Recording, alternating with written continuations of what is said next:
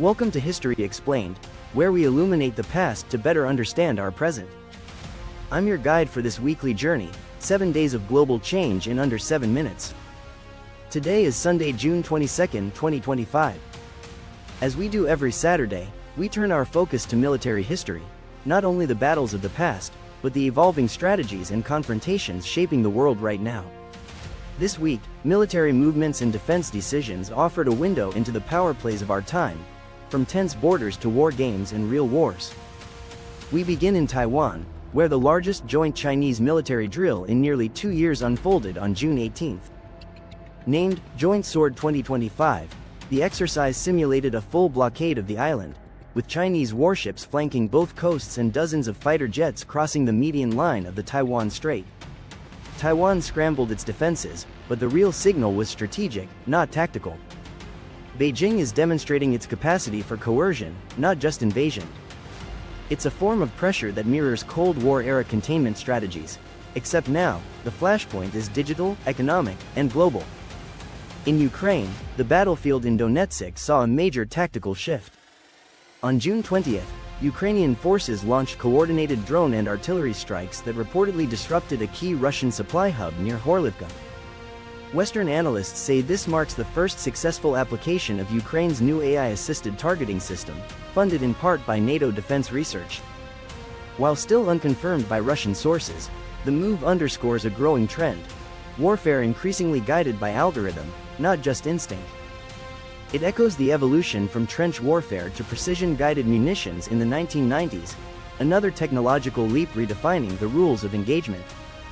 In the Red Sea, Houthi attacks on commercial vessels resumed after a brief lull, prompting a swift U.S. response. On June 19, American and British naval forces intercepted 3 explosive-laden drones launched toward the Bab al-Mandeb Strait. The Pentagon emphasized freedom of navigation, but shipping insurers hiked premiums yet again.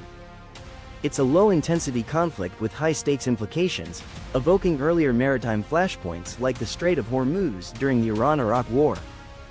Naval power, once a symbol of empire, remains central to global commerce and control.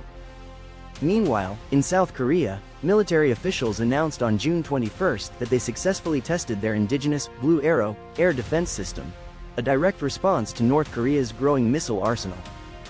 This new system is designed to intercept short and medium-range ballistic threats with rapid deployability across mountainous terrain. If it proves effective, Blue Arrow could transform Seoul's reliance on foreign defense systems and shift regional security dynamics in East Asia.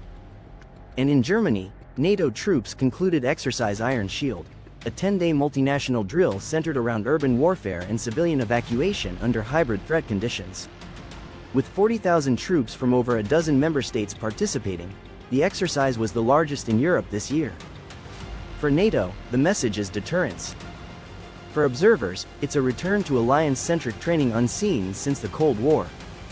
As gray zone conflicts multiply, preparation now includes everything from cyber sabotage to mass disinformation campaigns.